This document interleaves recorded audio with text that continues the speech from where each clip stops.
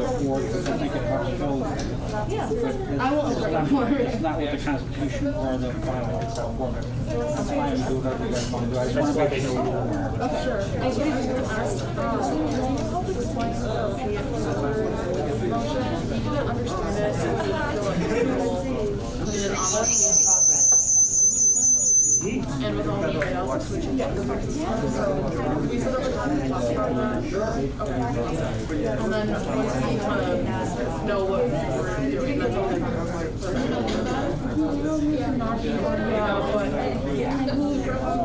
Yeah, but right. Yeah. Okay. Awesome. I'll reach out to you.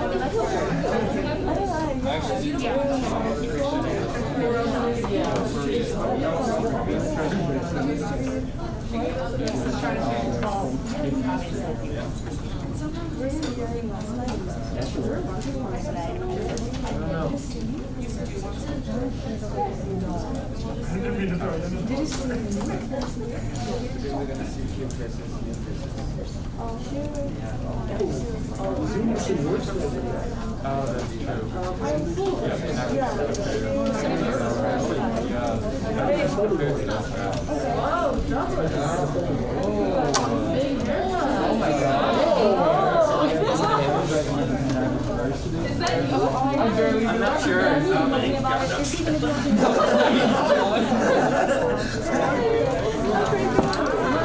Oh my gosh!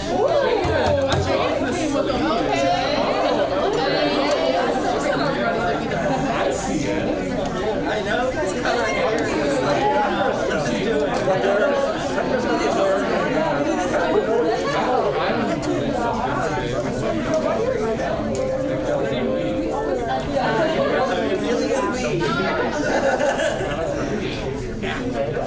I didn't. I didn't get it. I'm sorry. You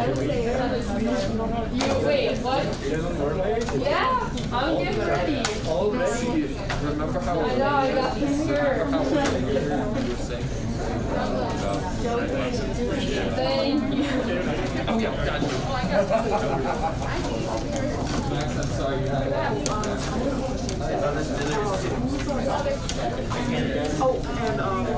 Rso's meeting? Okay, great.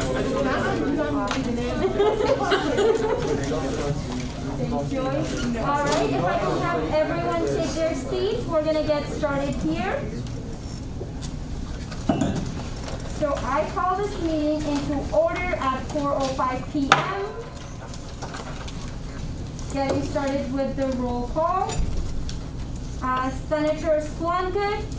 Here. Senator Basnick. Here. Senator Hankey. Here. Senator Hashimoto. Here. Senator Chimizi. Here. Senator Carlson. Senator Carlson, I see you over Zoom. I think she's having audio problems. If you want to just raise your hand, I'll just...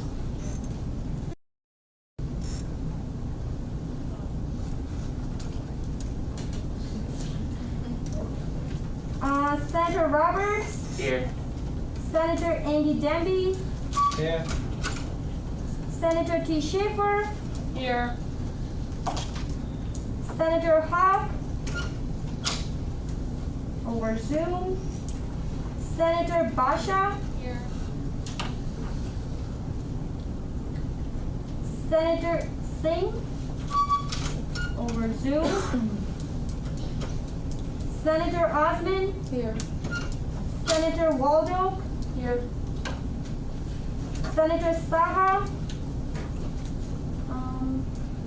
Don't see him over Zoom, but I know that he was going to join the Zoom.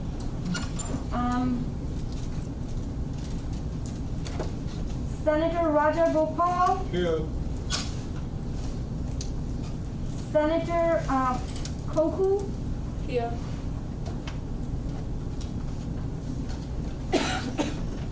Senator Wynn. Yeah. Senator Uzafa. Here. Senator Nowak. Howdy. Senator Flynn, Here. Senator Hopwood, Senator Hopwood,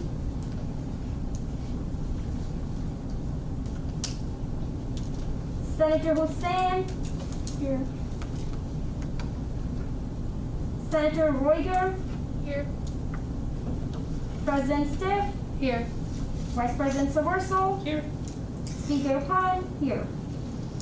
All right, moving on to our next order of business, which is presentation. I have Emma Zelmer and Arnavi Moltari. I'm gonna need some help with work.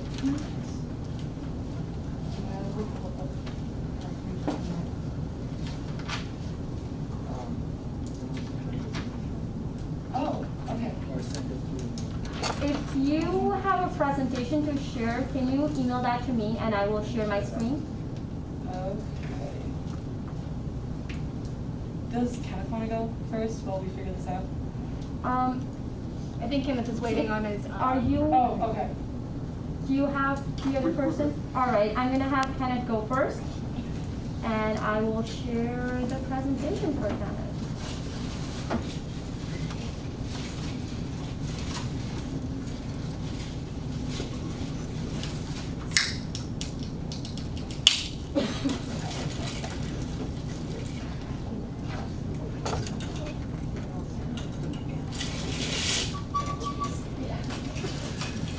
All right, you're good to go, and let me know how you want me to keep moving on, and I will keep changing the slides.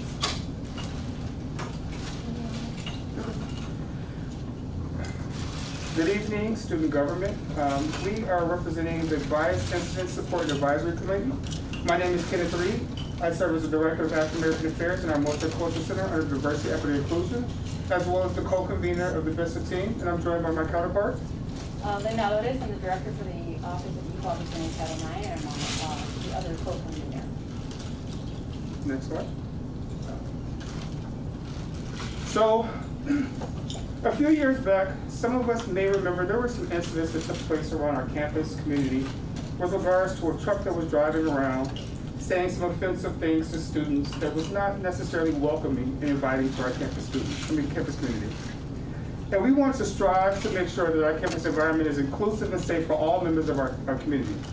In such a way, we implemented a bias and support advisory team as one strategy for the university to work at building a more inclusive and welcoming community for all students, visitors, staff, faculty, and students. Is an essential component for effectively responding to incidents of bias that negatively impact our students' experiences, faculty's work, and as well as staff interactions, and other visitors that visit campus, as part of the comprehensive risk management strategy that we have on campus. Next slide. So what is bias? So bias, as we take the definition that is also on our website, which we'll go over to, a bias incident is an act that may include, but not limited to, bigotry, harassment, intimidation that is motivated in whole or part by a bias based on an individual's or group's perceived or actual race, sex, class, creed, religion, age, national origin, disability, marital status, public assistance, veteran status, sexual orientation, gender status, identity, gender identity, and gender expression. These things undermine our campus community. These things undermine our efforts to be inclusive and welcoming of all. And so these also impede the free and open discourse and our ability to know and learn from one another. So bias and hateful expression causes harm and fracture our campus community and our efforts to address these type of issues. So in an effort to address that, we have the bias response team that works together with Title IX and our policies that we have as a state. Next slide. All right, so as part of this, we have developed a protocol. The protocol was based on an example by the system office of what should be incorporated. And what's important to note is that we do have policies and procedures in place now to address issues with harassment and discrimination. And those are what is listed here. And they also include our student rights and responsibilities, which is our student code of conduct essentially, as well as those employment agreements and contracts that we have. So when we're looking at situations, we're taking into consideration all of those pieces. Go ahead and go to the next one. So as Kenneth mentioned, we had an incident, a series of incidents actually a few years ago, prompted a conversation between Kenneth, our office, security, and at the time a person from Mankato PD, because we were trying to get some assistance in identifying, is this a student, are these students, is it the same person, or so on. And so from that, then we continued the conversation with Sandy Schornsberg, the security director, to look at, what do we do as a university when we respond to these types of incidents. Now, it's not to say that we weren't doing anything before that. We do respond, we do reach out, we try to connect individuals with resources and so on, but we wanted it to be more of a coordinated effort, and that's, again, behind the reason for this team. So, as part of our response, when we become aware of a situation that's happened or somebody's experienced something, we're first looking to identify, are there any needs of that affected individual? So we look at that person who may have had that experience, and we base that on what they're telling us, what they're sharing as far as what happened, and other areas that they may be struggling with. And excuse me. In that, we're also looking at broader. So in that example with these cars going around campus yelling at students and so on, we were looking at what does the campus need to know. And so as part of that effort, we sent out a personal safety alert through security so that people could be aware this is happening. If this is happening, is this something you witnessed, please report it, and so on. Part of it is also to refer individuals to the resources. As you all know, we have a lot of resources here to support students. And so that could be something with academics, if this experience is impacting their academic work. It could be counseling, health services, just really depends again on the individual needs. But making sure that we are referring those individuals. As well as to refer them to the appropriate process if they do want to do something more formally, like file a complaint. We have specific processes for those, and so as part of that, we would be referring individuals. And then just providing that overall support and resources, as well as to consult with individuals across campus. So sometimes we might get a call from a faculty member. There's something happening on the class. How do I handle this situation? What are the resources? That could be one where we're providing some consultation. So the next thing is if we can, you want to go to the website? Okay. So we can go ahead and go to the website. What continues here, and you all will have this, is just other ways that we are, that the team would be working together, looking at policy review. It could be numerous things that we identify as part of this group. So one of the things that we developed is a website where you can find information regarding what this protocol is, what are our resources, as well as how do you report an incident. And that could be anonymous, but you could also provide information about yourself or report things as a third party that you witnessed that we have on our website. And so the website is very easy for people to remember, mnsu.edu/bias reporting. And information such as Linda's mentioned, you can also find out under our facts, such things like what is some useful information for you to gather when making your report. Now we know that every situation is going to be different, so you may not have the time to do that, but if you can gather such things as license plates or information about the individual, that's great. You also know about offices that are on campus to help report these incidents as well as seek support, such as like our counseling services if you've experienced something, or if you want to report to the Title IX office or to us directly. There's a number of campus resources to help you be successful and also help give you that support that you need. As well as the team protocol, which is in depth. You can read everything that's going on, how do we convene, who are the members of the team, etc. to learn more. The other thing I'd like to add too is there's an email address in addition to the form that's available online which is bisa@mnsu.edu, for you also to send over a report. And you do have 2 representatives from your student government that also serve on that committee, which is your vice president as well as your speaker of the house.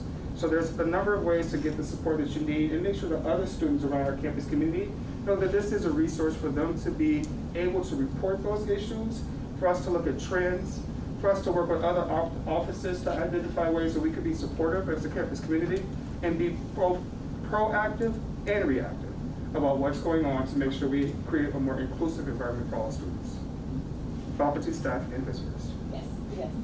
So again, this is our way to make sure that we are being cohesive in that effort and that we are working together, because one of the things we also want to avoid is that if you've experienced something, you show up with Kenneth, and then Kenneth sends over you to me, and then I send you somewhere else, then we want to eliminate that. And so trying to have this more of a team effort so that we're working on it together, and students aren't getting referred everywhere, that we're able to help you sort of in a one place for whatever that resource, support, et cetera, might be. So that's what we have. All right. Thank you for your time. Thank you.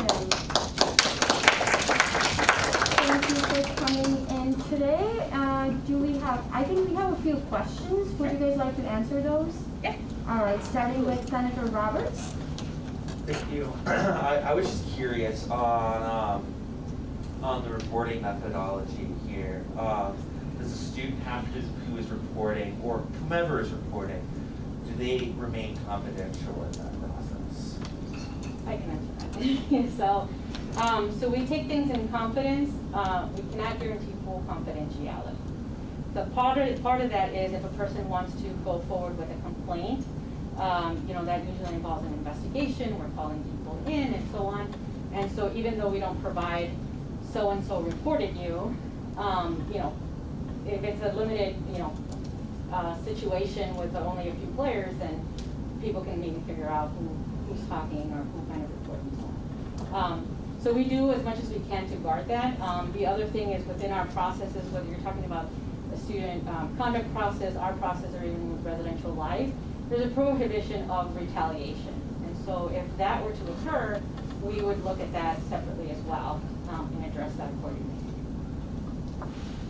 Thank you. Then we have Vice President Rso. So my question was about the bias definition.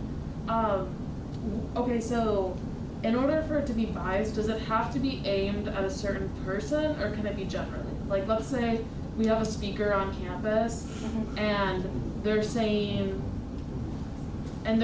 general things about a certain protected class, but they're not saying like, you, Greg, blah, blah, blah, blah, stuff.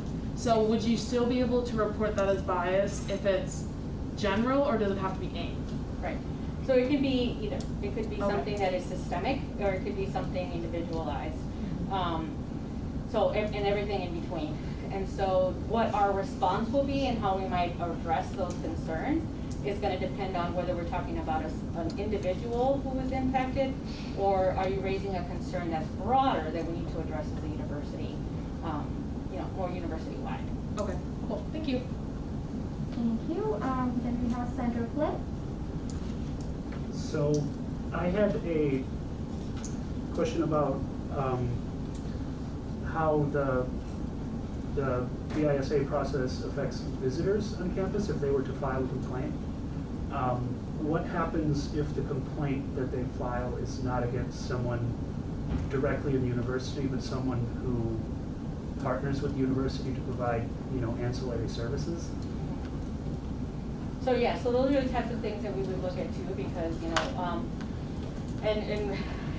most of the contracts and so on and vendors that we have with institutions, they are expected to abide by what our system and university policies are, as well as our state and federal laws. And so if there is an issue there with somebody who may be providing services to the university, it will be a little bit different how we might address that at the campus, but we would still be addressing that. So we, any issues, I guess, is what the message is that bring them forward. We'll figure out in what way we can support you. If it's not something that's even here at the university, but somebody who is around, we'll see, what are there community resources or are there other ways that we can support. Thank you. Senator Roger? So I just had a question. I know this is the first time I'm hearing about this specific service. Is there a way that you guys are advertising in a sense that you guys exist and that there is this service? So we're at the very early stages of the formation of it. So we have completed filling all the seats as far as our members. And so what we'll be doing now is be doing more proactive outreach with our graduate assistants as part of the team, as well as a number of marketing materials that we have available for people to learn about it, as well as a resource guide to provide the students to know what are some of the resources available at the campus. You'll see that over the course of this academic year, and then we'll look at partnering with such things as new family services and talking about orientation and how we can do that at the beginning of the year, so all incoming students can know about the bias incident support advisory team as well. So it'll be ongoing. So there have been some announcements. The group itself was only fully approved and everything in April. As we all know, that's a very busy time. Nobody's looking at emails. Everybody's concentrating on finishing the semester. And so, part of our efforts this fall is going to be to make sure, we roll that out more. And that's part of the little handouts that we gave you there with some of the contact info to just, get the word out and so on. And certainly, as leaders on our campus, we would also ask you to promote and to help us get the word out. All right, then I have Senator Hashimoto. Yeah, I have multiple questions. Should I separate? Start with one. Start with one, okay. Yeah, I just wonder, so I think you were mentioning about there can't be a program otherwise, within the campus. I just wonder if you guys have been taking any, quantitative data of how many reports that we annually get, or if there's any. Yeah, so that's part of what this effort is, because we haven't had that. We have data kind of, depending on if somebody makes a complaint, we have some data, if there's security reports, et cetera.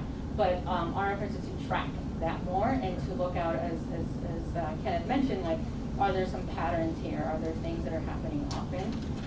And so that's really taking off this year. All right, I have Vice President Rso.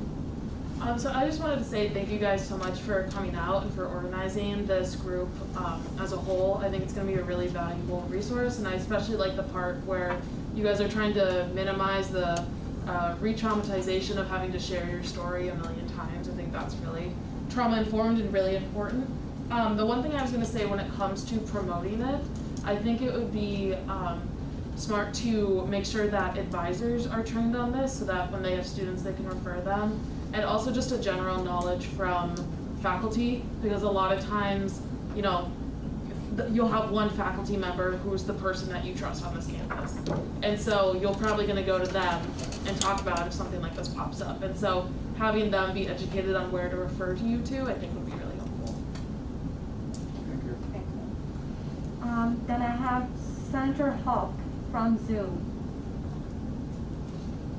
Saying that you guys have categories of when a complaint comes in. Could you maybe elaborate on what type of category you were trying to mention here, if it's possible? What categories are you referring to? Yes, when somebody's filing a complaint, is there you were just saying that you guys have categories. Could you tell us what categories they would be? If it is something against someone, if it's against someone, then what type of categories would they fall under, or something like that? So part of our response process is to really discuss that more, experience more in detail with the person, and find out what happened, what they felt was occurring, and so on. Because we don't necessarily want to name this is what happened to you. It's really the person coming forward saying, I had this experience. And so as part of that, they're letting us know, what their thoughts are about this. Was this racially motivated? Was this because of their sex? Was this because of their religion, etc.? And there are specific processes. If it does fall under certain protected classes, there's formal processes for that in our policies. And then anything that wouldn't necessarily fall in that, we would still figure out, is it maybe student conduct or human resources, or some other way of addressing, based on what those categories are of what was entailed in that bias. Thank you. Senator Roberts? The other question I had was on reporting. Do we have to know that person who did it? I'm acknowledging an incident that happened about a week and a half, 2 weeks ago, where there was a Bible thumper out in the courtyard, per se, near the fountain, who was going up to students and yelling at them. Do we have to know that person's name, or No. like what exactly what do we have to include on that report? So we do not necessarily need to know that person's name, nor do you have to report who you are that's reporting it. It still allows us to follow up with the process and see if we can gather more information. The more information we do have available allows us to be much more successful in investigating the situation or looking at the situation. So no, you do not have to do that. But also knowing that information allows us to track that theme, if it's a reoccurring theme or a systemic issue that we have to look more into and maybe put some precautionary measures in place or offer resources in advance in protection of those students.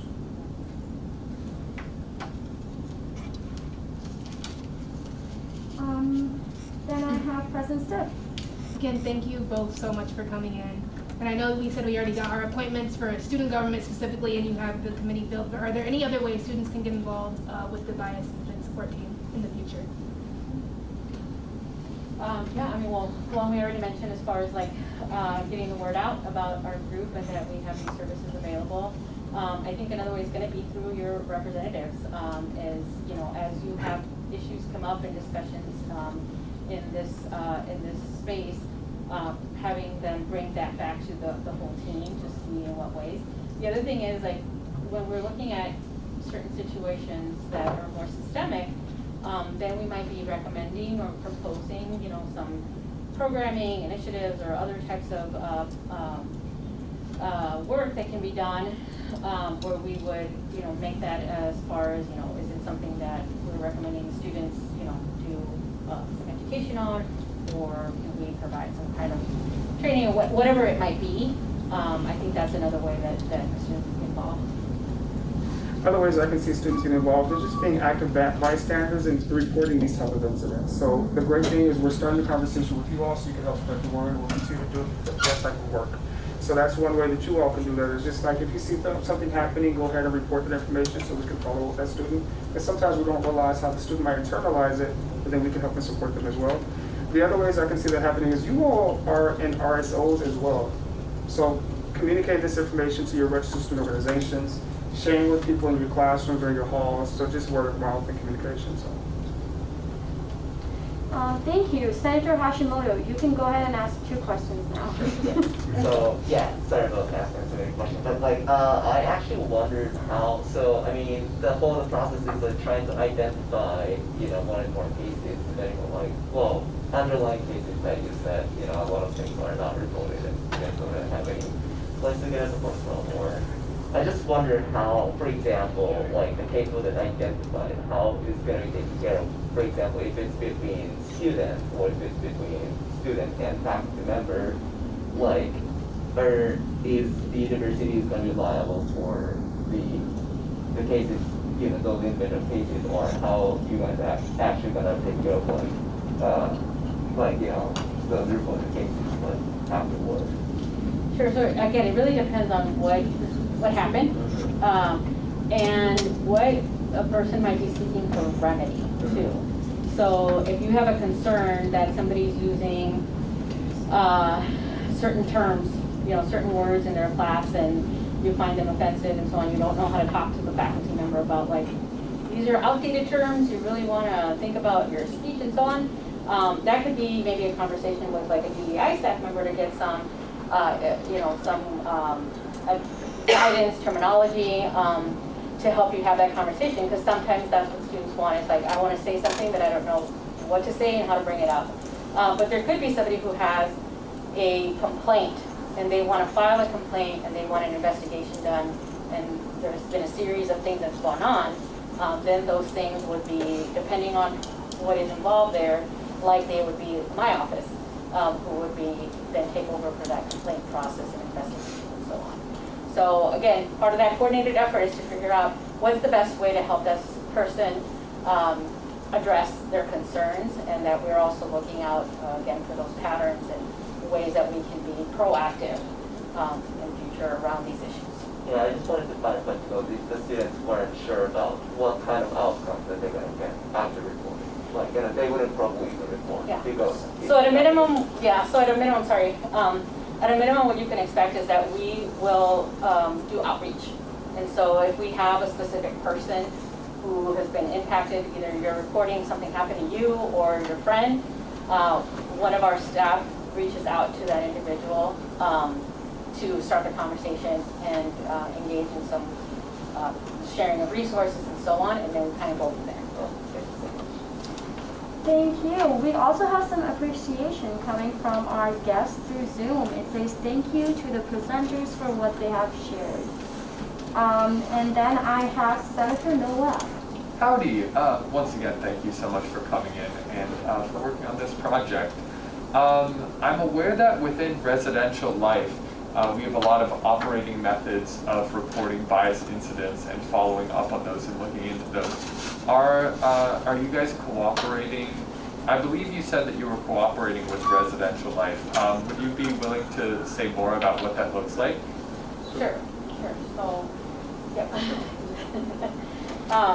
So for my office, again, I'm in Equal Opportunity in Title IX. We get all the reports. So if it's a residential life or security report, and we encourage people who know to report to our office as well. And we look at what exactly happened. Is it an individual being targeted, or again, is it graffiti? Is it what is it that has happened?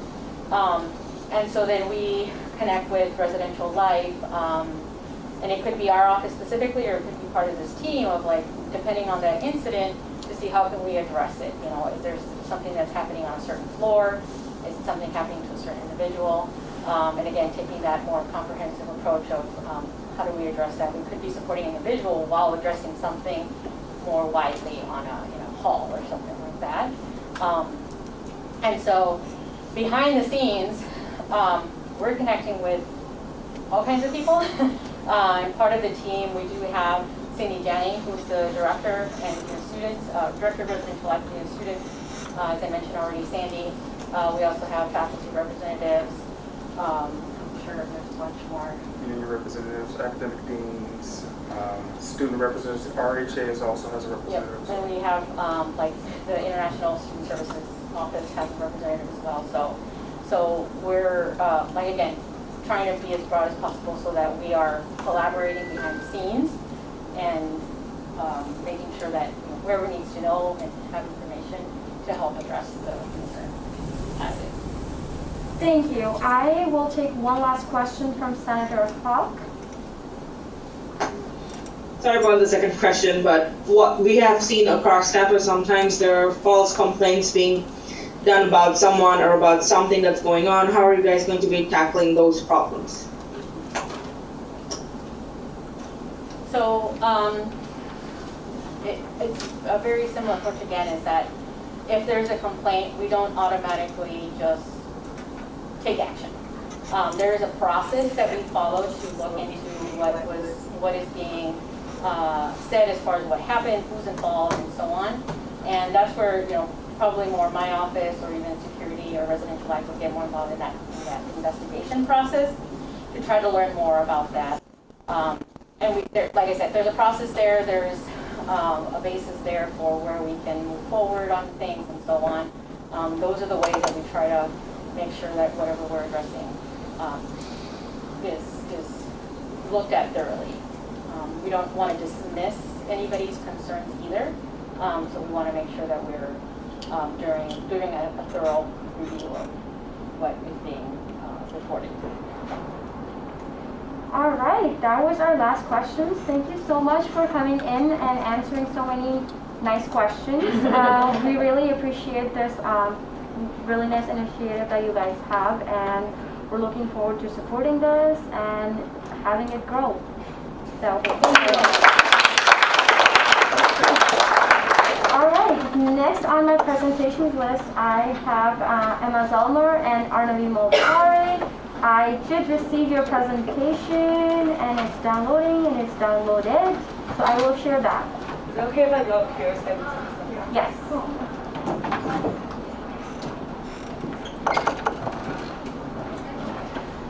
Well, we can just start with introductions since it's just an intro slide. My name is Emma Zellmer, and I am the state chair of Students United. We'll get into what that is in a minute. I'm a Mankato student. I've been in your seat, so anytime you need anything, feel free to reach out to us as like students and former like student government people. We're always here as a resource if you ever need anything. So again, my name's Emma. I use she, her pronouns. Hello everyone, my name is Arnavi and I'm the vice chair for Students United. And yep, as Emma said, I've been here as well. And yeah, everybody is a resource here, so anything you need help with, everyone's here to help. And then I have a midterm. I'm sorry. Emma is going to be talking more about Students United, and I really appreciate you giving us the time. Thank you. The life of a student leader, right? So, Students United, there's a video, it's like 2 minutes long. Do you all want the video, or should I just like explain it in words?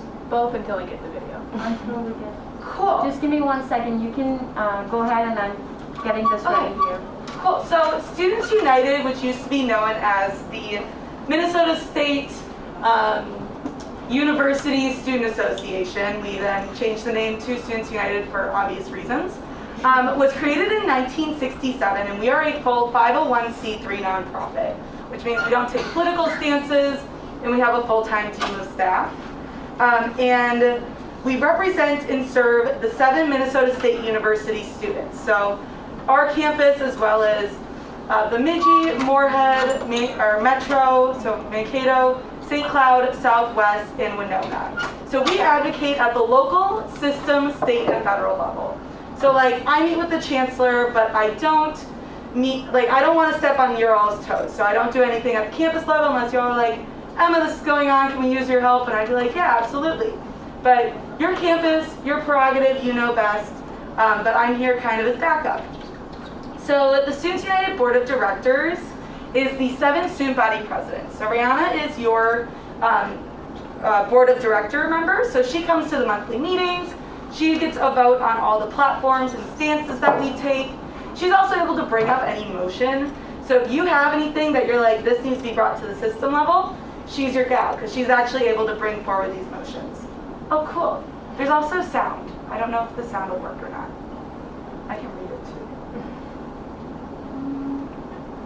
The Minnesota State.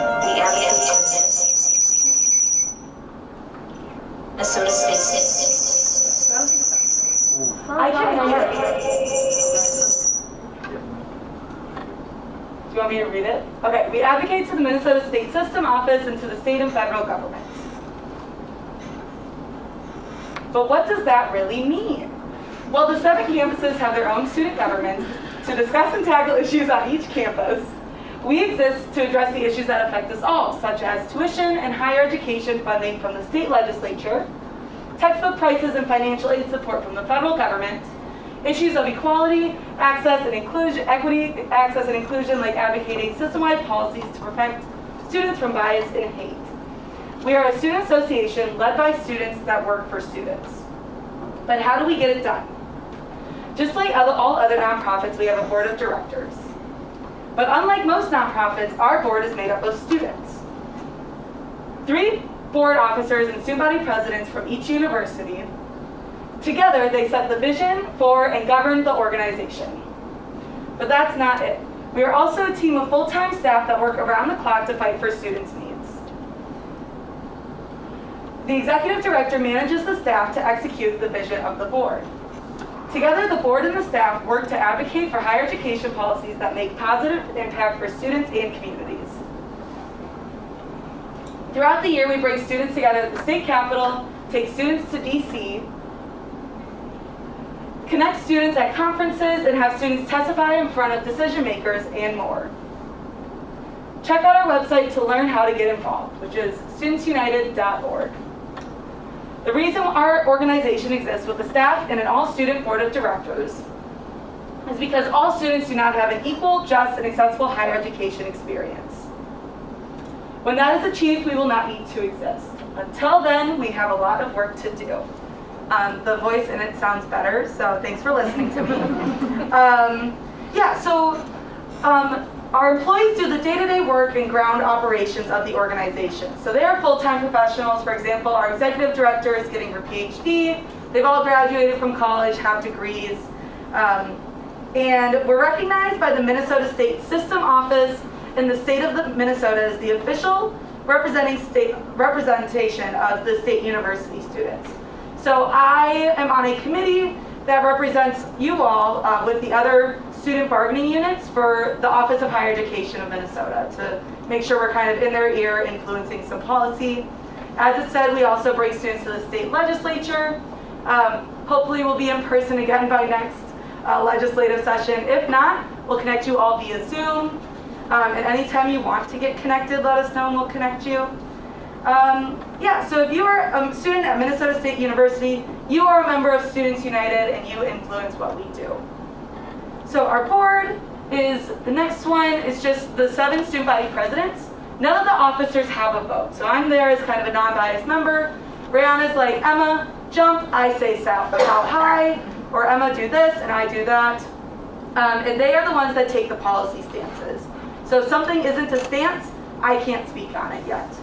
Our staff, as I said, full-time professionals, they each have their own area of expertise. So if you ever need anything or want to know some information about what's going on other campuses, you can always reach out to me. I'll connect you with them because they're doing the 40 hours a week day-to-day operation. So our mission is led by Minnesota State University students. We are the inclusive voice for all future, current, and former students. We actively work to represent and support Minnesota State University students and advocate at the local, system, state, and federal level for higher education policies that make a positive impact for our students and communities. Our vision is to create a model of inclusive higher education policies and leadership. Our goal is to ensure higher education is rooted in student voices and student needs. Student leaders at all decision-making tables strengthen student advocacy, which creates a more robust higher education system and community. And then these are some of our values. This was from our strategic plan that just happened. Our values are, obviously bigger than that, but these are just some of the key words that encompass it. Also, it's a cute little students acronym. So there's those. I'll keep moving since I know you all are busy. So what do? We're advocacy organization. We advocate, we advocate, we advocate. So I meet with the chancellor and I say, why isn't there more students on this committee? How do we get this done? Why isn't there a poster in any of our res halls about vaccine stuff? And obviously bigger issues than that as well, including more student voices in Equity 2030, what students want to see on different things. By bringing the 7 student bodies together, we're able to advocate with a larger voice, right? Instead of Brianna going, this is what Mankato students want, I'm able to go in and say, this is what all of your university students want. And then, in addition to advocacy, Students United provides advocacy training and education. We have conferences, scholarships, networking, alumni connections, internships, and a lot more that you're able to get involved with. So some of the issues we work on depends on what the board sees as the top priority for the year. So in the past, we've worked on a lot of things like this, and these are all still in the works, right? Nothing, I wouldn't say anything ever gets left behind, right? It's just what are we focusing on most that year, so that way we can accomplish things over time. So fighting for an affirmative consent, sexual misconduct policy system-wide, that was even before my time as a student. Each of the student governments passed the same policy, and finally the system office was able to pass it. So like your training module you take as a freshman, that was produced because of student advocacy. Pushing for better healthcare plans and payment options for international students, having more meetings on that coming up per usual. Lobbying for increased funding for our schools so tuition doesn't increase. So the supplemental budget request, we'll be lobbying on that. Fighting online course differential fees with classes being moved online during the pandemic. Campaign around student loan debt cancellation. Excuse my French, but we have our Fuck Student Debt Campaign, which is made to advocate for debt cancellation. It's also going to be a scholarship fund where we will be paying off Minnesota State University alumni's debt in full once we do the fundraising. But like if you get the scholarship, it's paying off all of your debt. And then supporting initiatives to expand social justice education for students and organizing campuses to sign on to a carbon neutrality commitment. We'll be doing something a little bit different than that. We'll be doing a sustainability commitment for each of the campuses, but really making sure that students are at the same contract level as all the other bargaining units are. So some of our priorities for this year, which were set by the board, voted on by Rihanna, it passed with all the board's approval, and it came from input from our conferences last year, our board last year, our board this year, and any other student that chimed in. Student basic needs, there's a lot that goes into that. Wages, on-campus job and worker protection, so increasing student wages and making sure your jobs are protected and expanding your opportunities. Classroom experience and academic policies, that has a lot to do with equity and absence policies. Student loans and student debt, voter registration. We actually wrote a system-wide policy that is now in the policy committee and should be getting passed this year. So universities are now more in charge of getting students registered to vote rather than the students always being in charge of it. What we call JEDI, which is Justice, Equity, Diversity, and Inclusion, making sure Equity 2030 actually does something. Sexual misconduct prevention and support, international student health care and visa policies, and sustainability. So how can you get involved, you might be asking? So you can go to studentsunited.org/students. We have Minnesota State Councils and Committees, which are advise the system office. And since students are often not paid for their labor, we are now paying students a stipend of $200 for active participation in these committees. They meet once a month. You're there to speak on behalf of all the students in the Min-State system, and you're actually going to be getting paid for your time now. So you can apply there, or you can just let me know because I appoint those. So you can be like, Emma, I want to get on a committee, and I'll be like, which one? There's a ton of openings right now, so let me know. You can serve on the Students United committees of the board. So we have Internal Affairs, Legislative Priorities Advisory Committee, and the System Priorities Advisory Committee. 2 students from each school are on those. Rihanna appoints those, so talk to her to be able to join those. Then we also have the Delegates Committee, which is if you go to the conference, you are now a delegate.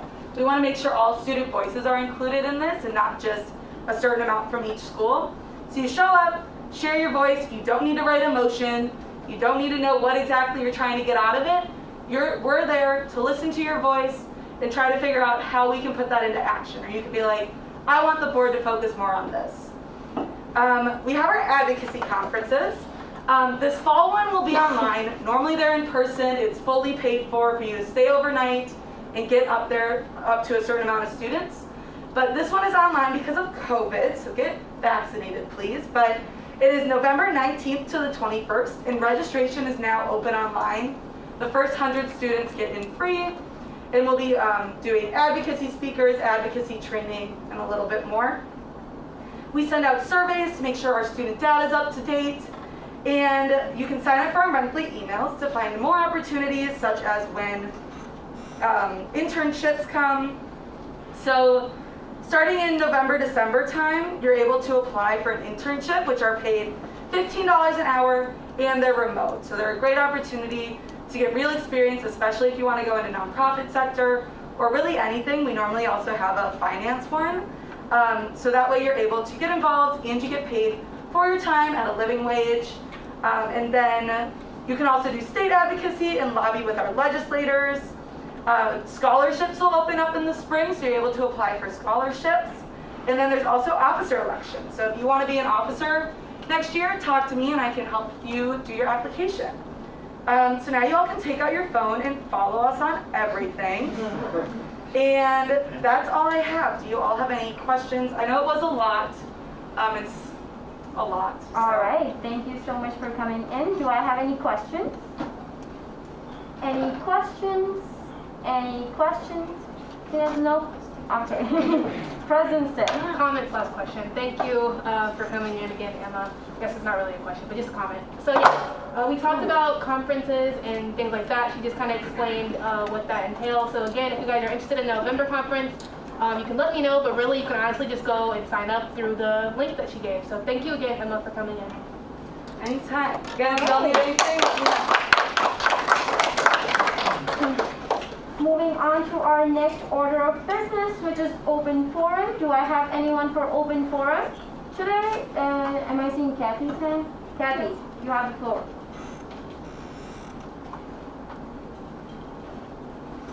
Hello. I think that as a speaker and 3 feet away, I can take off my mask, but I figure it's best to check. Yes? Okay, all right, we'll do that, because then you can see my face and hear me better. Well, hi, welcome, or not welcome, but good afternoon. I am Kathy Hughes, and I'm from IT Solutions. And my role in IT Solutions is Assistant CIO for Solutions Delivery. Now what that means is that I manage the application and web development team, I manage the campus computer store, and also IT Solutions, or the IT Solutions Center, which is our tech support services for faculty, staff, and students on campus. Now you may remember in the last 18 months or so, a lot of things went online, and we adapted a number of our services at IT Solutions to help people with their online experience. So we added live chat, we added live tech help in a kiosk format. Ask Stuff, our chatbot, was made available 24 hours a day. We had a new location in the Centennial Student Union on the lower level. We call it IT Solutions Center in the CSU. We did a revamping of our knowledge articles. And of course, we continued res tech services in the residence communities.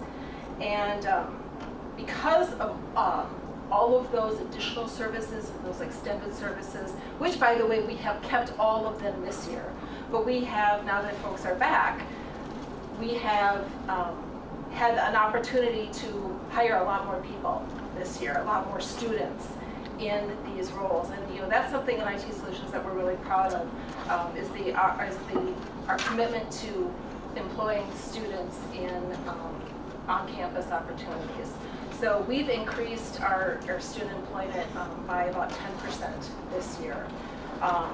In the Solutions Center alone, 95% of our students that work there are international students as well. So we know that that's a big deal to have lots of opportunities on campus for students. And it's a good thing that we have hired some additional students because we have been very busy. Just to give you a little bit of context, so far this year we have received in as service requests and incident reports about 5,800 tickets. People saying, I need help, can you help me? It's 5,800. In any given year, we will probably get about 20,000 of those. Last year was a little bit less than 20,000 opportunities to help people. Now, if you look at this time last year, we were down. We had 8% fewer tickets. So if we expect the same increase, I would expect that we would have more than 21,000 opportunities to help faculty, staff, and students in this next year. So we are always looking, always looking for better, faster, more opportunities to help you. And so what I'm here for today is to solicit your feedback and how we can be more helpful to you, the students. You can frequently find me in the Solutions Center in the CSU, or you can find me in the Solutions Center in WISync. But if there is anything that you would like to share now, if it's okay to open that up for questions, or if you'd like to have coffee, I would love to just sit down and have a one-on-one conversation with you too, anytime. Awesome, thank you so much. Do I have any questions? Any questions? Any questions? All right, I have a question from Zoom from Senator Houck. It's really nice to have you join us today in the meeting. would it be possible for you to maybe share your email address with us so that if you have any questions, we can reach out to you? Oh, I would be happy to. It's Kathy with a C, Kathy.Hughes, Hughes, at MNSU. But if you send an email to IT Solutions Center at mnsu.edu, if that's easier for you to remember, you say, can you please give this to Kathy? They will know exactly who to give it to. Sandra Roberts? Do you mind repeating that email one more time, just for accuracy's sake? Sure. Which one? Just the Okay. Kathy, Cathy, dot Hughes, Hughes, at mnsu.edu. All right, thank you so much. Do I have any other questions? Any other questions? Any questions? Seeing as no further questions, thank you again, Kathy, for coming in. We really appreciate you. All right, do I have Matt play? No, Sam? Sorry, with the mask, I'm getting everyone confused. You have the floor, Sam. Hi folks, my name is Sam Steiger. I'm here from the Office of Campus Recreation, as well as Maverick Adventures. Why am I here? Well, Todd Finkston and I often are guests here. We often come for a few different reasons. We want to keep you all in tune with our areas, things that are going on. Also, in past years, the Student Senate has asked my area, Maverick Adventures, to be more communicative with you all about what we're up to. So you'll often see myself or my graduate assistant, Madison, coming to just do quick reports. Lastly, and most importantly, Todd and I really love to support you as student leaders. So if there's anything you ever need, Todd and I love to interact with y'all. I have a couple quick things just to talk about. We had our first Maverick Adventures committee meeting. Student government has asked us to run a committee to keep students connected with what's going on with our programming, especially when it comes to outdoor programming and things that have been funded over the last few years for expansion. And so our first meeting happened. I'd like to thank our lovely state chair, Zelmer, who has joined that committee and been a part of it. I also want to give you all a chance, if you're interested in becoming involved, we do have some spots on that committee that will give you an opportunity to share your thoughts and interact with us and some other passionate students that have joined on. We have a good crew of students that are interested. So if you're interested in joining that, you can contact myself. Your executive committee also knows about that and they can connect you with it.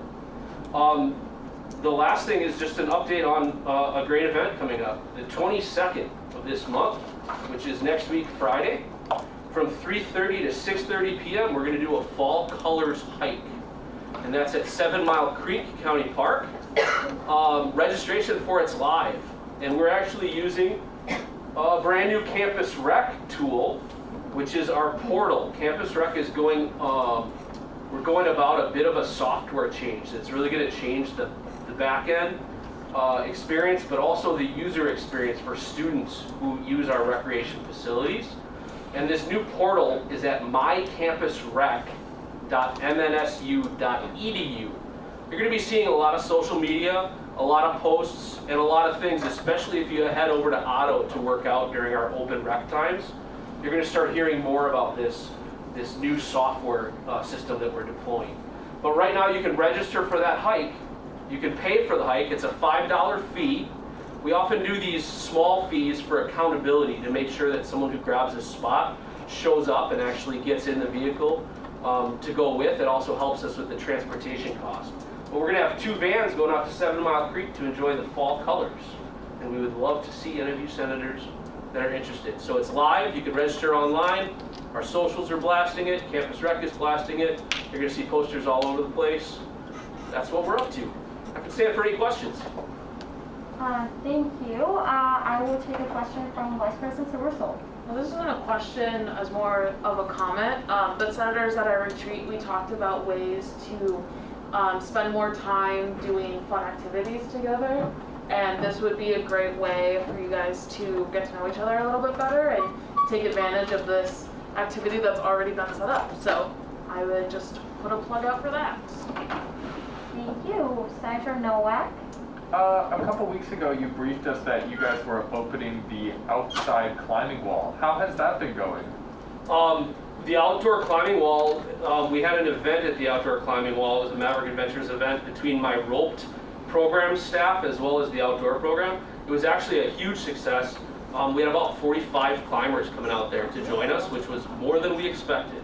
So people were pretty excited about it. We're actually working on a second event out there, and I believe it's going to be around the Halloween holiday, and it will be a costume event at the outdoor wall. And we're going to be getting that publicity out here in the next few days. So we'll talk about more opportunities for the outdoor rock wall and climbing out on the back. It's on the south side of campus. Thank you. I'm very excited for the hike. Sounds a lot of fun. Do I have any other questions? Any other questions? Any questions? Seem as no further questions. Thank you for coming in today. Do I have anyone else for open forum? Anyone for open forum? Anyone for open forum? Seeing as no one else for open forum, I'm going to move on to the next order of business, which is approval of consent agenda. Do I have any dissent on the approval of consent agenda? Any dissent? Any dissent? Any dissent? Seeing as no dissent, the consent agenda is approved. Moving on to officer reports, I'm going to get started with President Steph here. Hello everyone.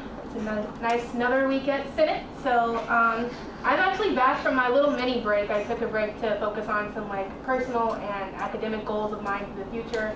And so thank you everyone for your patience. If I haven't, I'm trying to catch up on emails. I think I'm pretty sure I'm caught up. So if you haven't gotten an email back from me yet, I'm not ignoring you. But as Kara said last week, in light of our initiative to push student basic needs and mental health, we also have to give ourselves that same grace at times too. So I appreciate everyone's patience on that. Thank you to all the senators who RSVP'd and came to the student government retreat. It was a great time, and it was nice getting to bond with you all in a less formal manner. So yeah, I look forward to more events like that in the future. Thank you, Senator Carlson, for donating donuts to the retreat as well. I definitely enjoyed that. So thank you so much, Senator Carlson, for the donuts. As our student government advisor, John, mentioned before, there are quite a few associate or temporary positions at the administrative level in the university. And so with that being said, there's going to be a lot of student input that is going to be needed to filling those positions permanently. And so with that being said, we have a couple opportunities for students to join search committees if you are interested in filling those positions permanently or giving your input on who should fill those positions. So the positions in question right now are the Provost, Associate Vice President for Curriculum and Dean of Graduate Studies, Dean of Library and Learning, and Dean of Allied Health and Nursing. So they're looking for 4 people to participate in the search committees for these 4 positions. So again, if you are interested in helping and giving your input on these, we're looking for people to help search for a new provost or permanent provost, Associate Vice President of Curriculum and Graduate Studies, Dean of Library and Learning, and Dean of Allied Health and Nursing. If you are a senator in any one of these areas, that might also be a good opportunity for you. Again, as Emma came and spoke about earlier, registration for the Fall Advocacy Conference through Students United is now open. And so you can all sign up now through studentsunited.com, but I would also like you to email me just so I can know kind of who I expect to see at that conference as well. Again, the November conference will be online, and the one that happens later on in the year will be hopefully in person. So I will send out an email with the link to that. And that's all I have. Awesome. Do I have any questions? Senator Roberts? Less of a question, but more of a comment. I'm assuming you're sending a sheet around in a second. Can we make sure that there's a spot left over for making sure that graduate students get an opportunity to be on this, particularly with the dean? Oh, are you talking about for the search committees? Yes, making sure that there is opportunity for a graduate student to be on this committee. Yeah, so actually I'm not going to send around a sheet, but you can email me and then I will, yeah. All right, do I have any other questions? Any questions? Any questions? Seeing as no further questions, I am going to move on to Vice President Sorso's report. Awesome. So good to see you guys. So the first thing I want to talk about was also the retreat. It was a major success.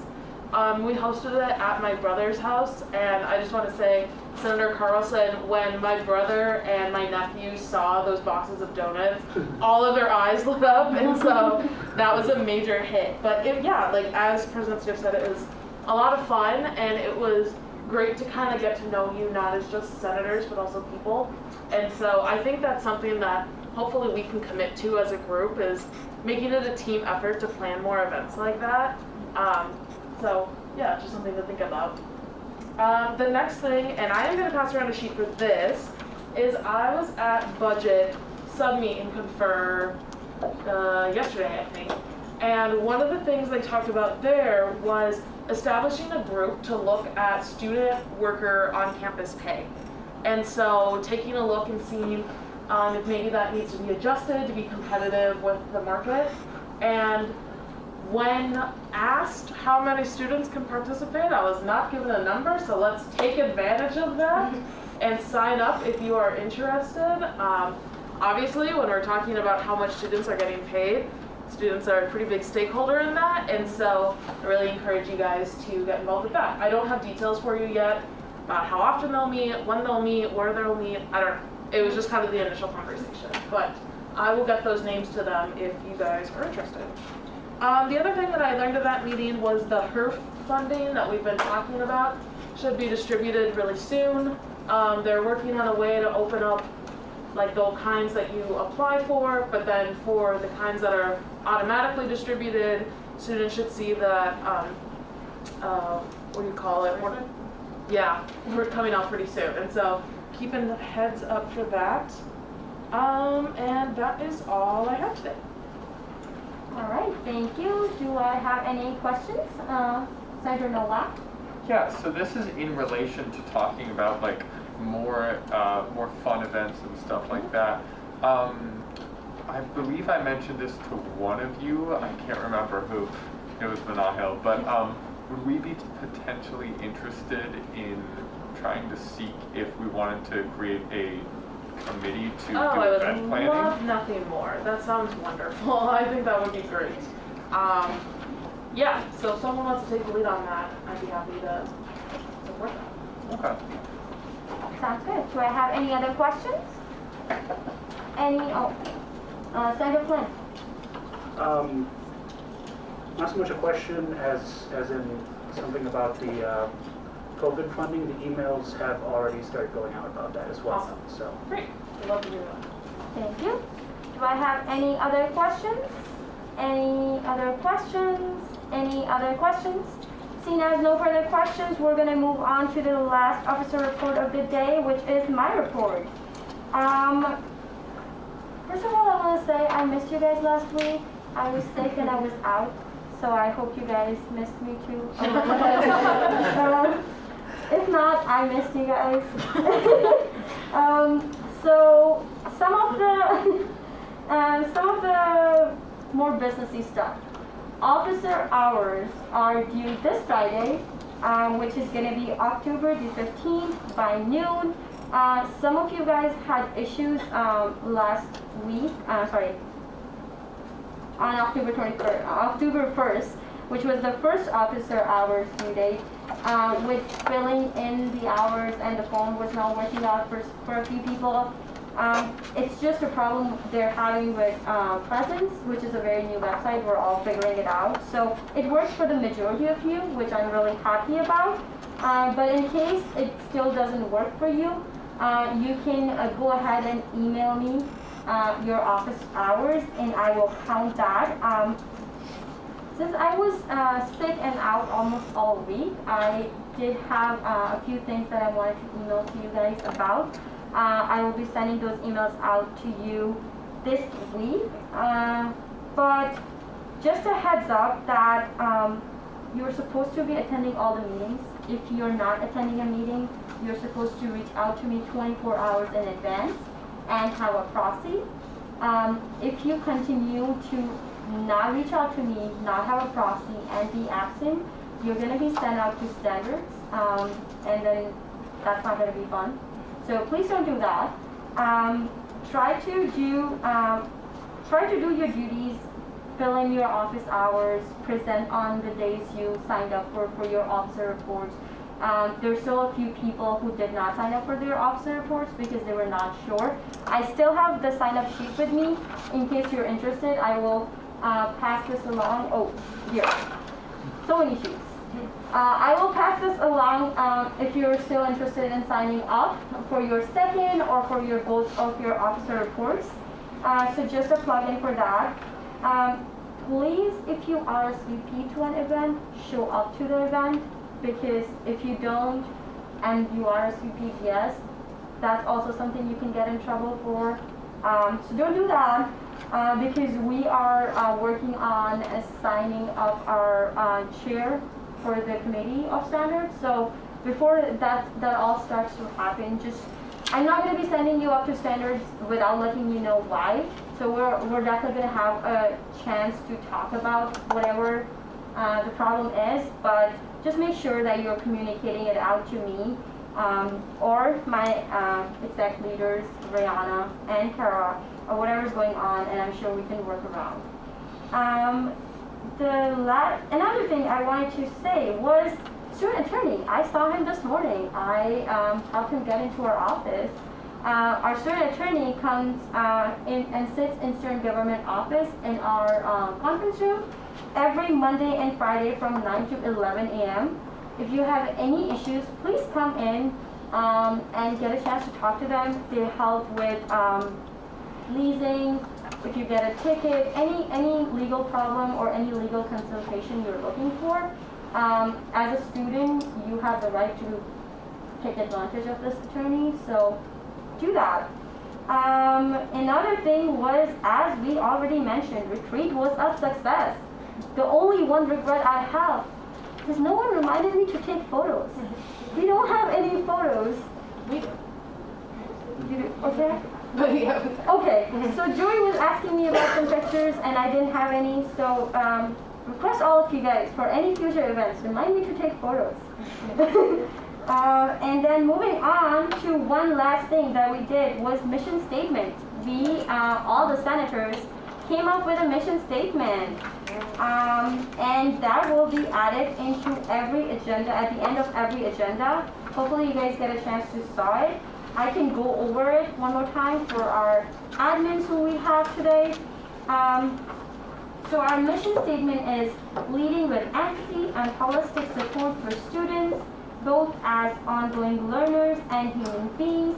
The 89 student government is committed to voicing the concerns of all students. Our initiatives will be student-centered, whether those students are local or afar.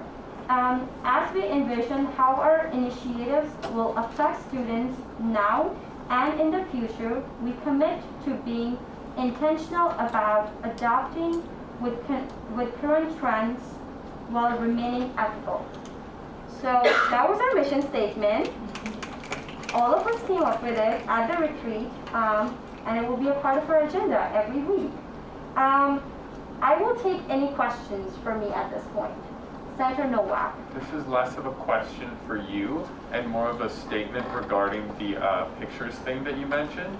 If anybody does have pictures from the retreat or takes pictures in the future of like senators going to like some of the more fun events, please send them to either me personally, like either in an email, or you can just like message them to the student government Instagram and I'll take them from there and I'll post them on our socials. Awesome. Senator T. Schaefer? Can you repeat for the attorney when he sits in the office? Yes, so it's every Wednesday and Friday from 9 a.m. to 11 a.m. and he sits in the conference room at Student Government Office, which is CSU 280. Yeah, and then if you would like to see them for a consultation, make an appointment with Amber, who is our office manager. I have a question from Senator Huff.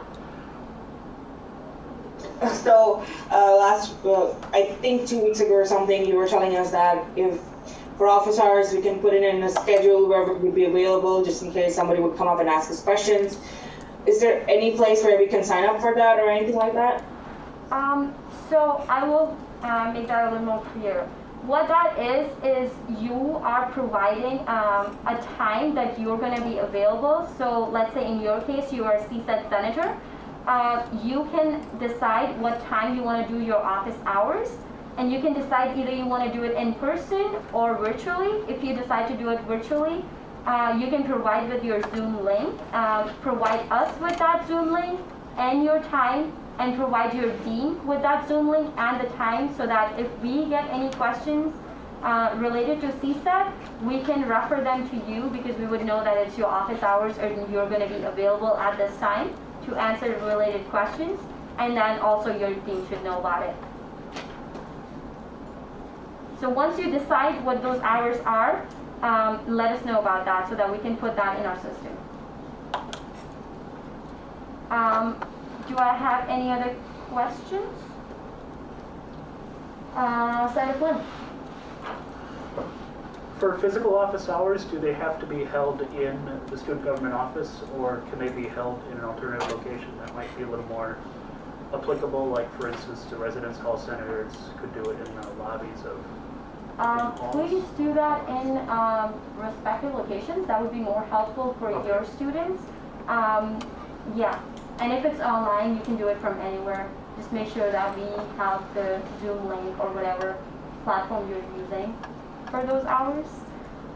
Any other questions? Any other questions? Any questions? Seeing as no further questions, the last thing on my report today is Dean of the Day.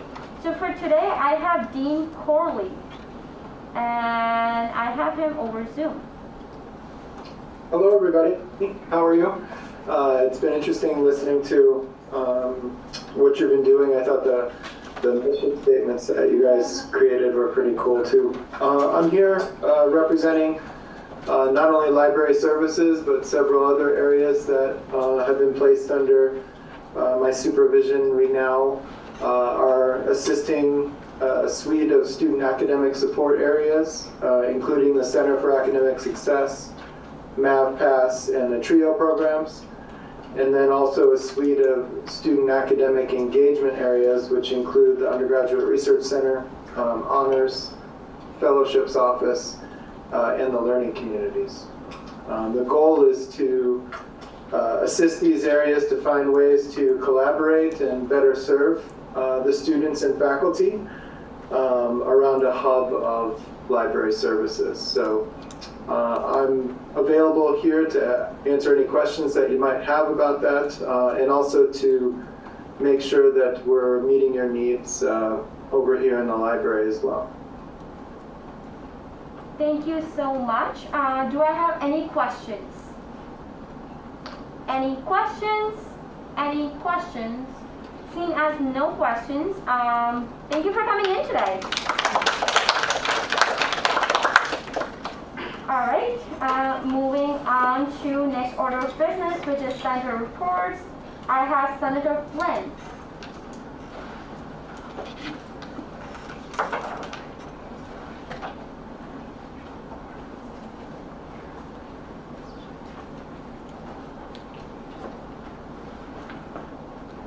First report of the year. I'm not expecting that, but okay. So,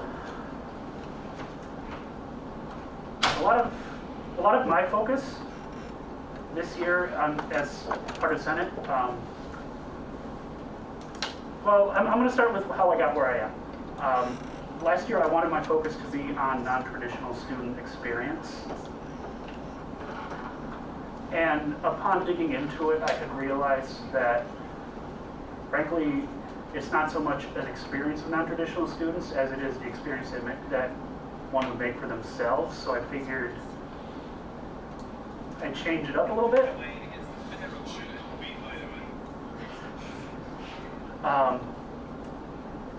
So my primary focus this year has been on leadership initiatives. As we all remember at the beginning of the year, I know our Senate did not have a very large suite of senators. And it's my thought that that is a result of students not being here the year prior. So we got a bit of a gap in the number of student leaders in what I'll call the student leadership pipeline, freshman to sophomore, to junior to senior to possibly graduate. It's my hope that with my role on Senate and other positions I have around campus that I can help to encourage as many other students as possible to consider student leadership opportunities, and also to help them to encourage others as well, to kind of rebuild the lost students we had during COVID-19. Additionally, I've been helping Senator Roiger with her project regarding the Veterans Center. I'm not going to get into too many details about that because that's her wheelhouse, and I'm just kind of supporting it. As for my committee meetings, student affairs, we've been meeting, yes. My first meeting for the Student Health Advisory Committee, which I was elected to previous election, is this Friday. And I'm looking forward to it. I want to make a difference there in the accessibility of health programs for students on campus. And yeah, another little self-focus that's come up to me in the past month and a half or so is I have learned that some students may be facing issues with discrimination with a certain provider of transportation here to the airport. And if anybody has any experiences that they would like to share, obviously report it to the Bisa board, but I would be interested in hearing about that as well, if you're comfortable. But with that, I will stand for any questions. Thank you. President Stipp? Thank you for your Senator report, Senator Flynn. So you mentioned the project you've been helping on was Senator Roiger's project about the Veterans Center. So along with that, so is that going to be the project you also decided to take on this year, or did you have like a separate big one this year? No, the leadership thing I've been kind of doing. I'm hesitant to call it a project because it involves all of the different roles I hold and combining them together to make one big monster of a project. Does that make sense? Maybe another question. Yes, go ahead. So what is your end goal, I guess, with the leadership project? What are you looking to see from that? I'm wanting to restore the involvement of student leadership involvement of student leaders to pre-pandemic levels. Like, obviously I want a full Senate.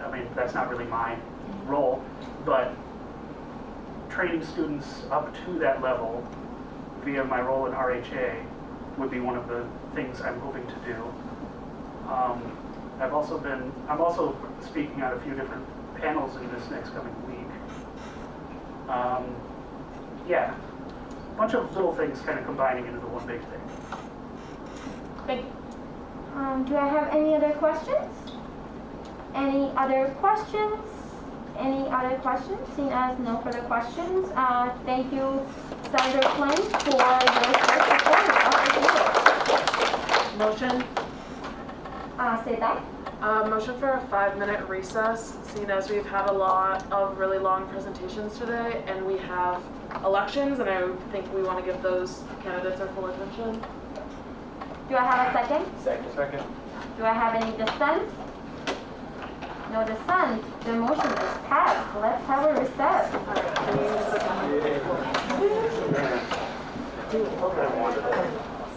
Oh yeah, it's not mine.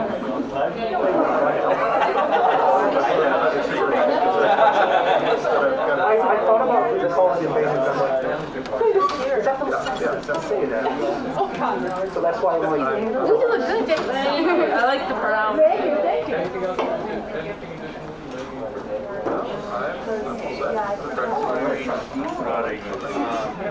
Sorry.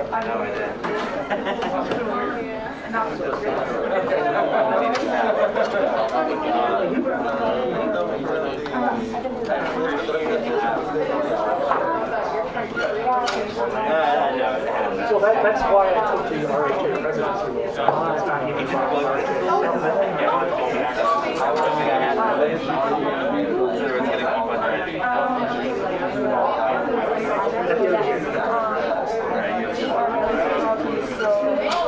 April, May. So we had both of these, which is no one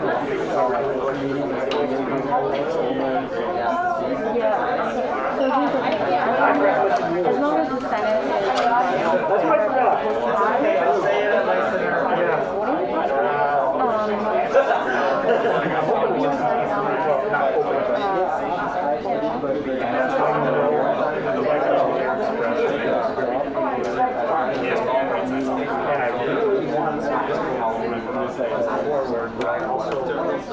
If can they have another time? No, I don't want to say I'm happy that they placed this.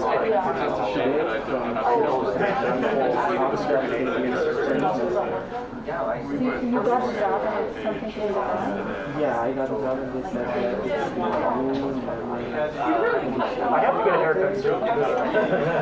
Oh shit, I forgot to mention my birthday.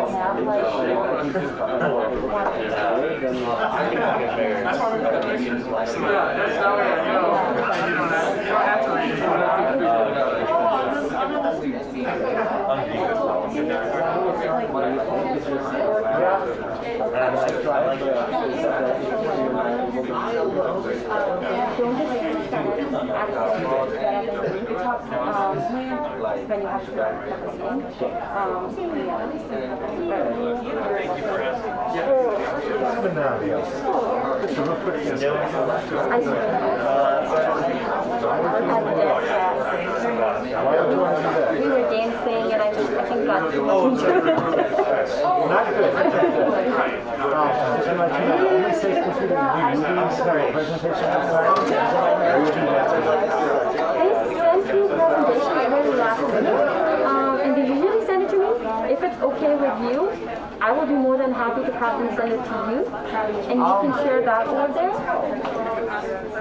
Because I didn't even know that there was a video of the presentation. When I played it, it was surprised. I just figured there's not a lot of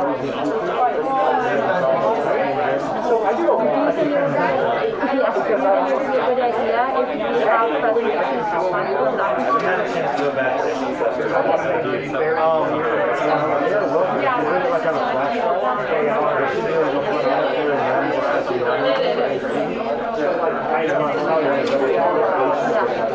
I can add a conference on it over my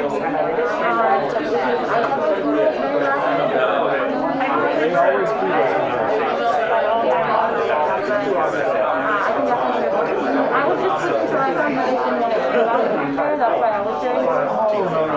We're fine either way. I just know if that does not sound, whatever I'm all the rest of us in here, basically coming as guests. Yeah, that's why I'm being in the door, so. Is that your computer? It is. Okay, so I will email it to you.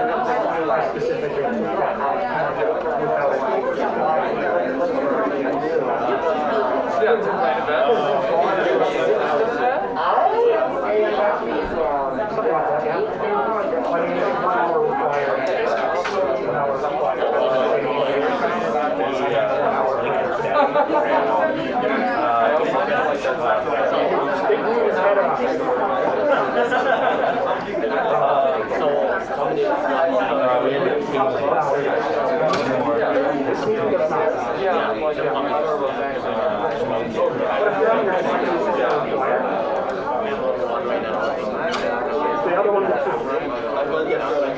assuming it meets everything, but I'm not.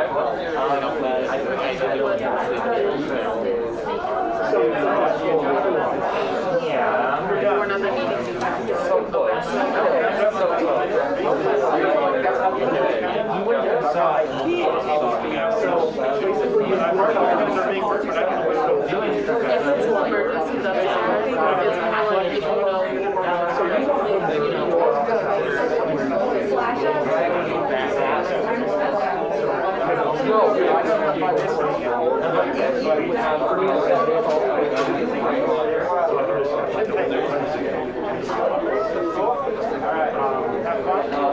meeting. So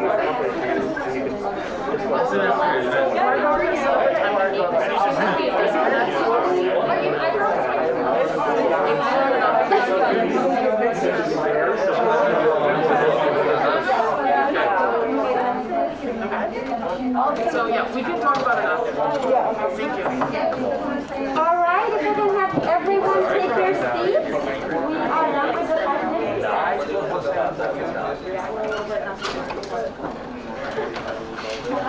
I've been pranked. Every time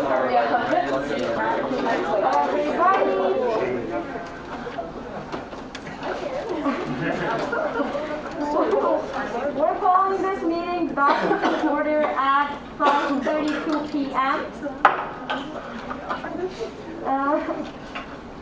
So our next order of business is vacancies.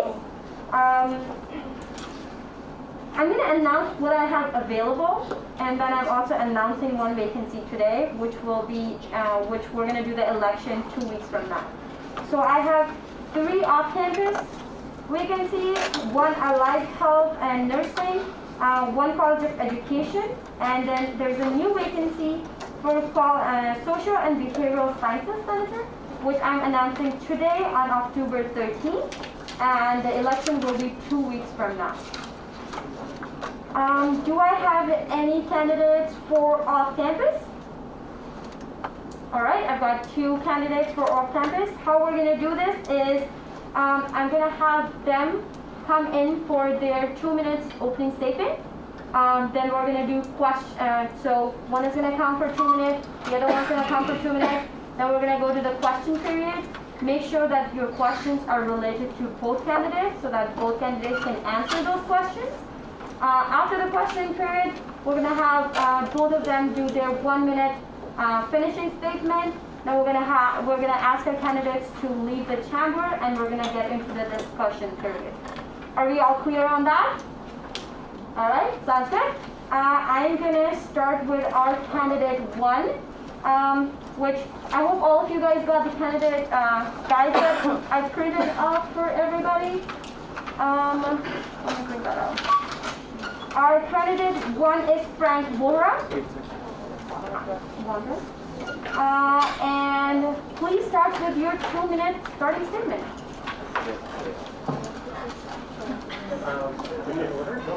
Yes. Does the other candidate need to write the roll? No.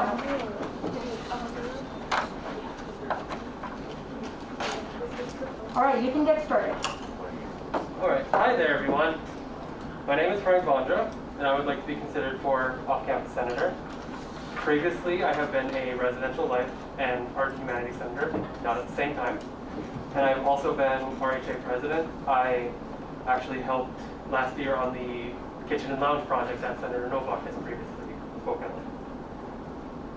As off-campus senator, I'm hoping to represent a group that actually makes up a sizable portion of off-campus students, which is the theater department.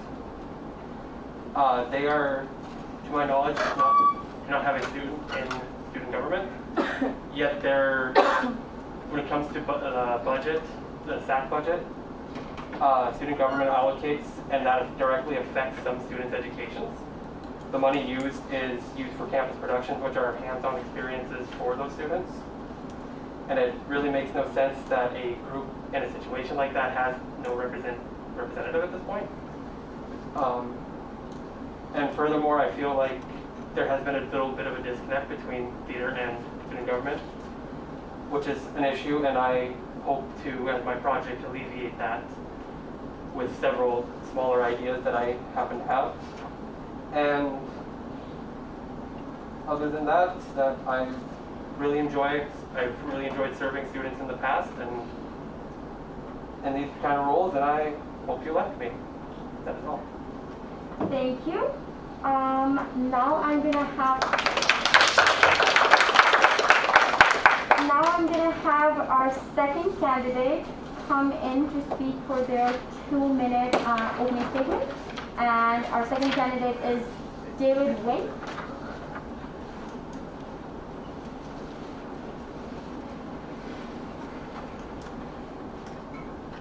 Alrighty, good evening, everybody, and thank you for having me tonight. My name is David Wing, and I'm a fourth-year philosophy, politics, and economics major here at Minnesota State Mankato.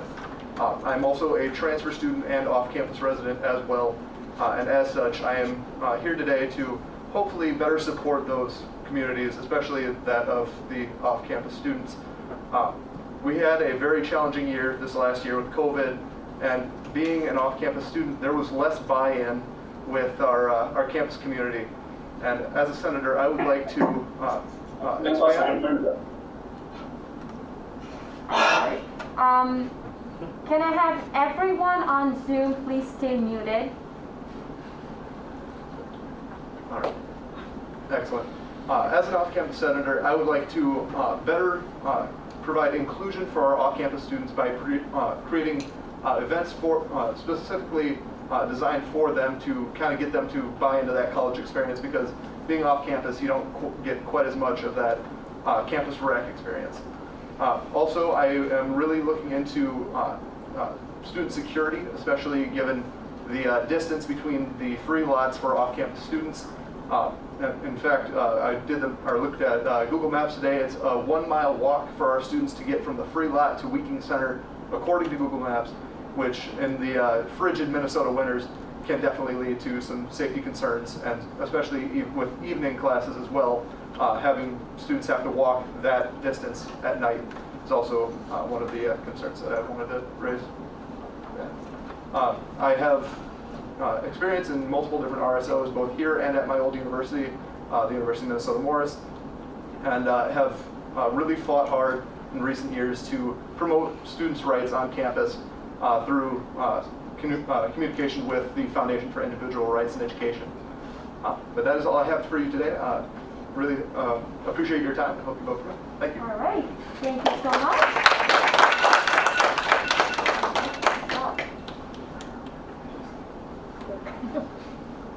All right, now I'm gonna ask both of the candidates to come in front, and I'm gonna open the floor for questions.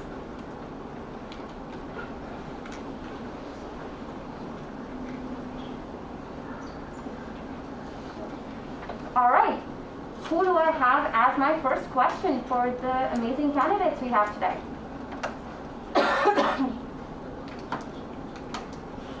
President Stiff. Thank you both for coming in. So in student government, there can be a lot of red tape sometimes as far as things you have to work through to get your projects done.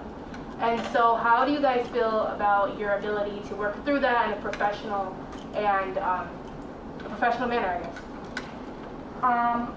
I'm going to start with David to answer this question first, and then we can switch.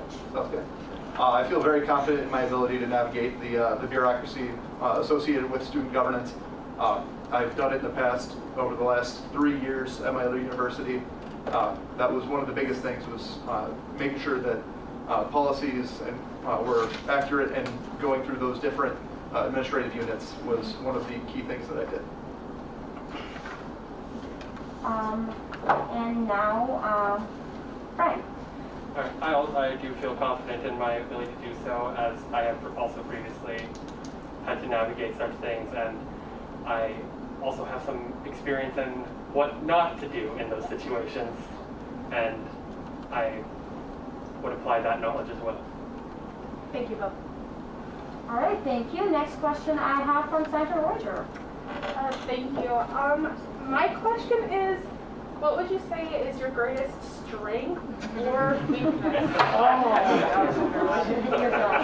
It's new and she still knows the traditions. Oh, it's me first this time. Frank, you can go first. Oh, thank you. My greatest strength is I am very, very passionate when it comes to my projects and beliefs, etc. And what was the other one? Weakness, thank you. Is that in the process of working, I often neglect to take care of myself mentally and so on. David? All right. For me, one of my greatest strengths, I don't tend to give up on an issue. If there is a problem, there's always a solution. But that also leads to one of my weaknesses, which is the fact that I can get a little stubborn and not willing to I can't remember the term, but I'm looking for. I'm not sometimes not able to compromise on the issue, but that is something that I've worked on over the last several years. Thank you. Next, I have Vice President Rso. Thank you. So both of you seem to have concerns about engagement / representation of different groups related to off-campus. So I noticed you both brought that up. Can you give me a specific way that, because that's a traditionally really hard group to reach, can you give me a specific way that you would better solidify either engagement or representation or both? So for me, one of the biggest things is I'm trying to develop events that help to engage our students, whether that be recreational activities that would bring them onto campus, or if it were to be just different activities throughout both on campus and off campus to try and create that peer bonding that so many on-campus students get to see every day. Frank? All right, and to go off mine with theater, there are a lot of, theater already produces several shows a year, and one of my ideas was to possibly provide a student government night at one of them, especially like the big musical where it doesn't matter if they lose a couple tickets. So, and things like that. There's already what we call a rushing system for theater students where you kind of get in free, and maybe extending that would also be helpful. Thank you. Do I have any other questions?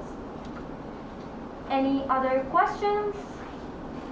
Can I ask one question with Mr. Frank Bondra only? No. No? Both of your questions has to be directed to both of our candidates. Do I have any other questions?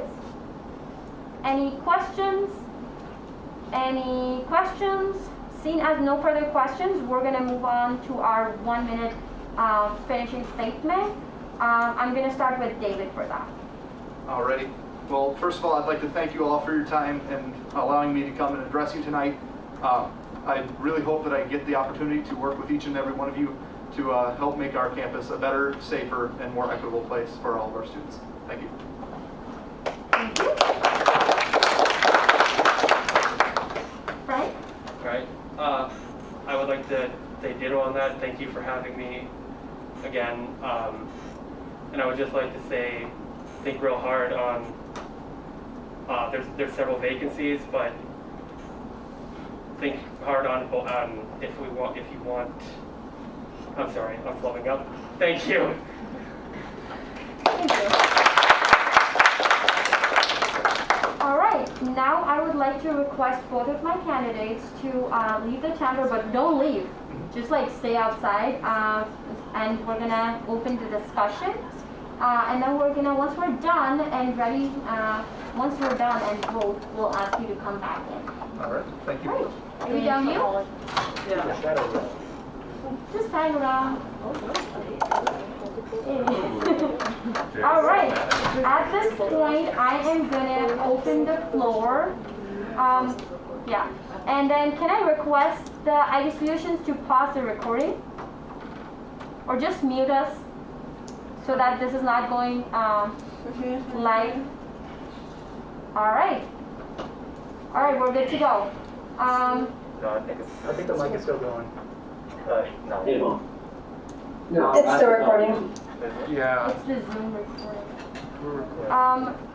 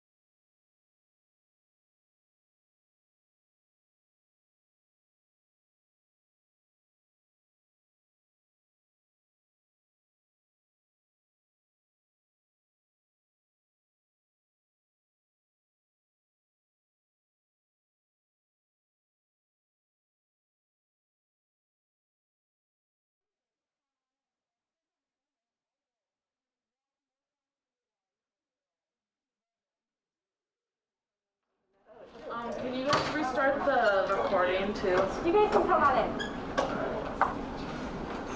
And then Recording in progress. Every time. And can I have the live stream back up and the recording back up? Awesome. We have had an election for one off-campus position. Congratulations to David Wing. You have been selected.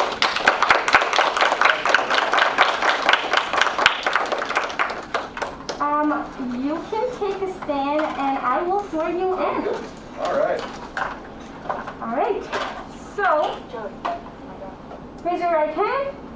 I, State your name. David Wing, Will represent and serve will represent and serve the students of Minnesota State University, Mankato the students of Minnesota State University, Mankato in student life in student life and academic needs, and academic needs, and will uphold and I'll uphold the mission, Constitution, and bylaws and bylaws of Minnesota State of Minnesota State University, Mankato. I so affirm.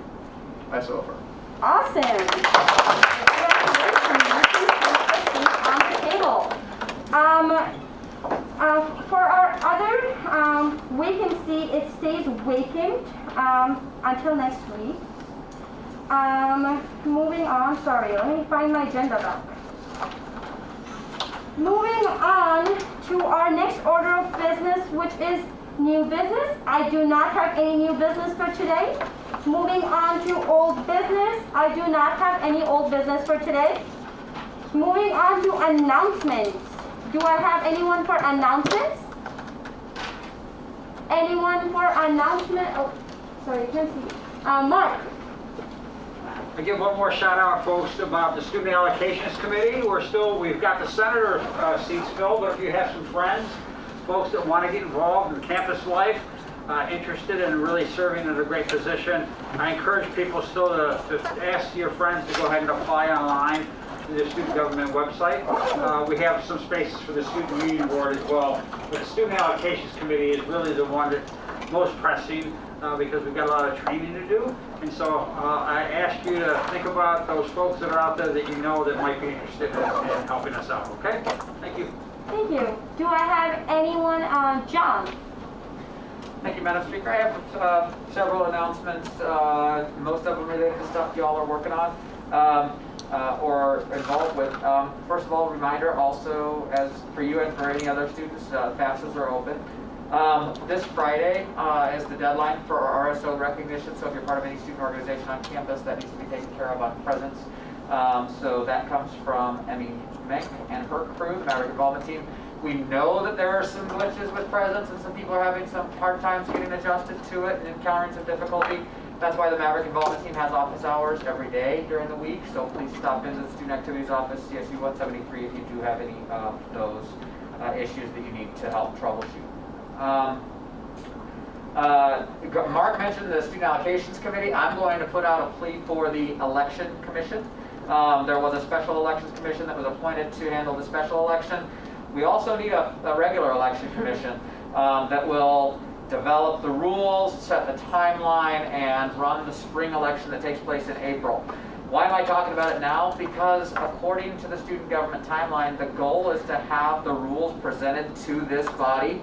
You don't get to vote on the election rules. The election commission is independent, so they get to develop the rules, but they have to present it to you.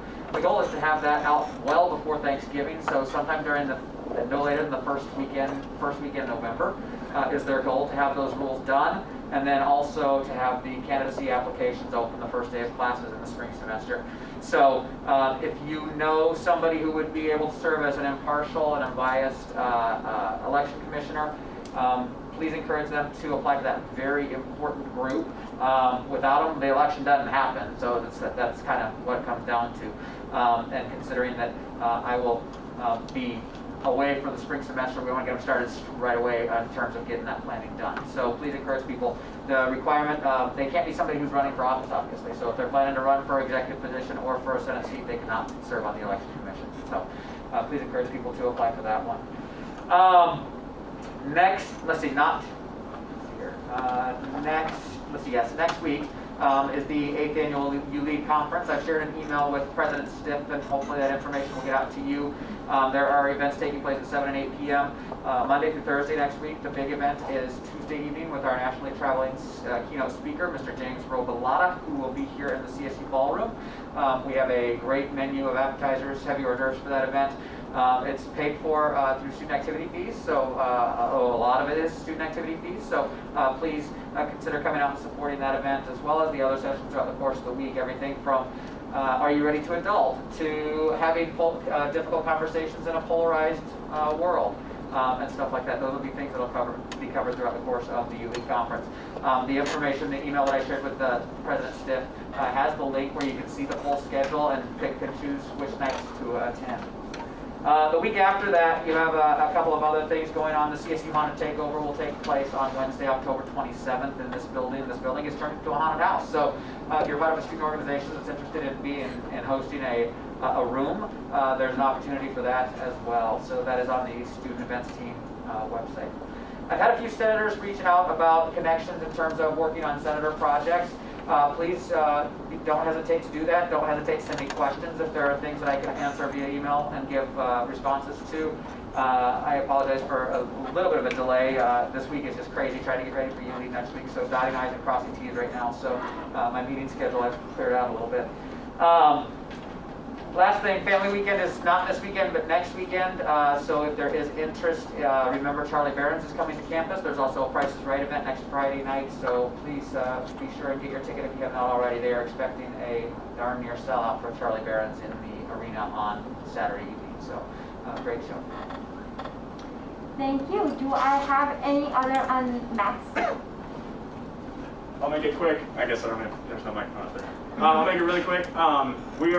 The reporter's making our yearly housing guide. We didn't do one last year, but this year we're doing it again. The housing guide, which is just kind of things like advice on how to live off campus and that sort of thing. So if anybody's interested in potentially writing like a guest spot or anything like that, maybe a newly elected off-campus senator, reach out to me. I'd love to have just, as much. The more I get other people to write, the less I have to do. So anyway, so reach out to me. That'd be cool to get potentially an off-campus senator writing about that. So. Thank you. Do I have any other announcements? Any other announcements? Any other announcements? I cannot check on Zoom, but can you take a quick look at Zoom to see if there's anyone for announcements? If there was any hand raises? No? Alright, I would like to make a quick announcement. Congratulations to our newly elected senator. We're so happy to have you, and we're looking forward to working with you. Another thing, I would like to advise all of you to take care of yourself. You're a student first, your health should be a priority. Take an example from me, I was sleep deprived, ended up being sick, had to take a whole week off. Don't do that. The doctor told me that it wasn't just me. There's a lot of students facing the same problem this semester. So yeah, your health should be a priority. Please reach out to us if you need any kind of guidance, help. We would be more than happy to help you. I am going to move on to my last order of business for this meeting. We have had a long meeting. So I'm sure everyone should be happy to hear the roll call. Motion to waive roll call. Do I have a second? Do I have any dissent? All right, then I officially adjourn. Guys, hold on. We haven't adjourned the meeting. I officially adjourn this meeting at 6:27 p.m.